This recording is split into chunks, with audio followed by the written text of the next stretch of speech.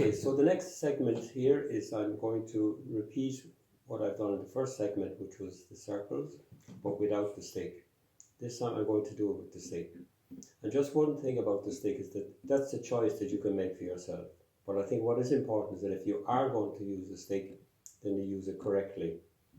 If you are intending on conducting choral works with orchestral musicians generally find that using a stick is a lot better because they can see clearly.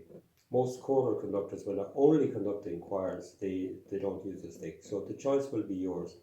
However, I think it's best to learn how to do it.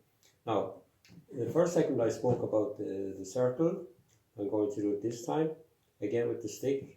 And another important thing to know is that once you put the stick in your hand and you create these patterns, everything is magnified, which means that you have to reduce. Always remember, less is more.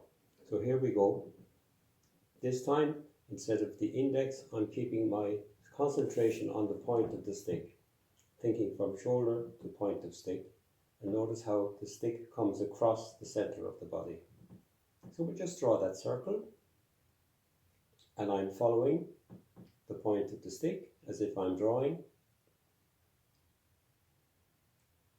Like I did in the first segment, I'm going to reduce that and just confine it to the forearm, using the elbow like as a pivot. And sometimes it's a good idea to put your left hand under your right elbow. Continue to reduce that circle, again with the focus on the point of the stick. Like this is where the sound is happening.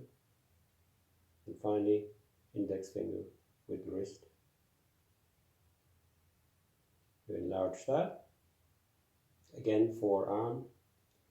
And look at how much space already we're taking in with the forearm. And most of the time, this is only what you need, this amount of space.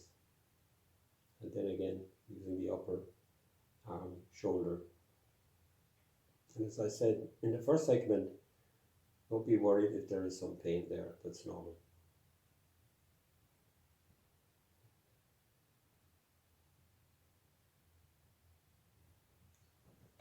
Now in relation to holding the stick, as I said in the first segment, the stick is really the continuity of the arm.